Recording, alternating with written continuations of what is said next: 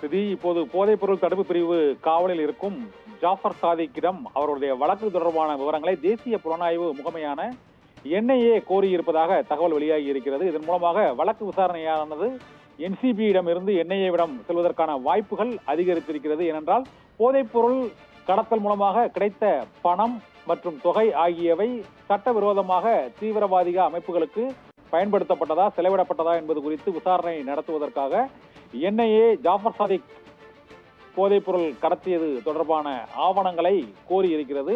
எந்தெந்த நாடுகளுக்கு அந்த போதைப்பொருள் கடத்தப்பட்டது, கடத்தப்பட்ட பணத்தில் இருந்து பெறப்பட்ட பணம் தடை செய்யப்பட்ட அமைப்புகளுக்கு உதவியதா என்ற கோணத்தில் தேசிய புலனாய்வு முகமையான NIA விசாரணை நடவடிக்கைகளை தீவிரமாக மேற்கொண்டு வருகிறது என்று தகவல் வெளியாகி இருக்கிறது. தற்போது போதைப்பொருள் தடுப்பு பிரிவான NCB-யின் நர்காட்டிக்ஸ் கண்ட்ரோல் பியூரோவின் கட்டுப்பாட்டில் இருக்கும் ஜாஃபர் சாதிக் சென்னையில் வைத்து விசாரித்து வருகிறார். இன்று காலையில் அவரது முக்கிய கூட்டாளியான சதானந்தம் கைது செய்யப்பட்டிருக்கிறார். 5வது நபராக கைது செய்யப்பட்ட இந்த போதைப்பொருள் கடத்தல் விவகாரத்தில் இப்போது NIA-வும் தலையீடு செய்திருப்பதாக தகவல் வெளியாகி இருப்பதன் மூலமாக ஜாஃபர் சாதிக் வழக்கில் தேசிய புலனாய்வு அமைப்புகளின் விசாரணை பிடி இறுகிறது.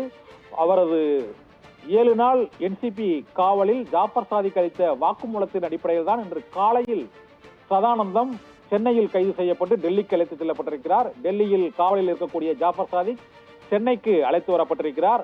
அவர்கள் இருவரிடமும் நடத்தப்பட்டுள்ள விசாரணை, வாக்குமூலம் மற்றும் அவர்களிடமிருந்து பறிமுதல் செய்யப்பட்ட ஆவணங்கள் ஆகிய தகவல்கள் அனைத்தையும் தேசிய புலனாய்வு முகமையான NIA கோரியிருக்கிறது.